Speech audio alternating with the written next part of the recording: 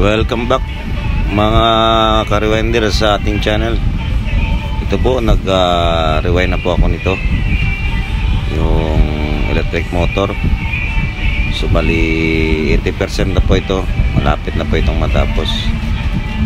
So bali pinasok ko na itong starting winding natin. Ito na yung panghuli na winding natin, yung 1:9 na winding.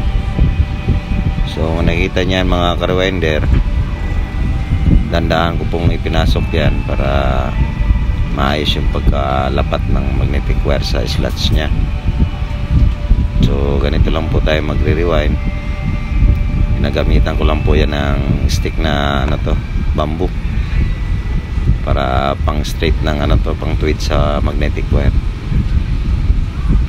So yan po, bali in-arrange ko na po yung wire nyan para maayos yung pagkatali natin. So ito lang po yung trabaho natin mga ka-rewinder. So kung mapanood dito sa mga gustong matuto ng ganito, so ito makabigay na rin po ako ng konting idea para may matutunan din po sila. Simple lang po yung pagre-rewind natin.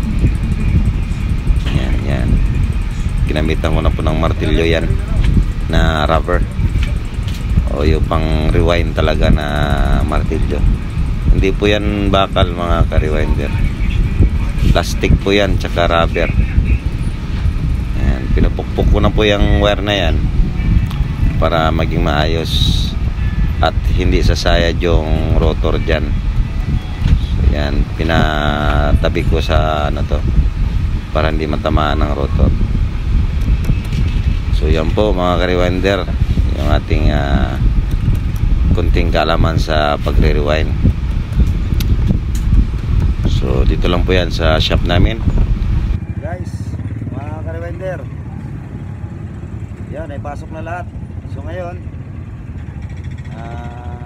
itatap muna natin yung mga terminal nya, bawat dulo sa running tsaka starting, and then tatalian po natin to, babandingan.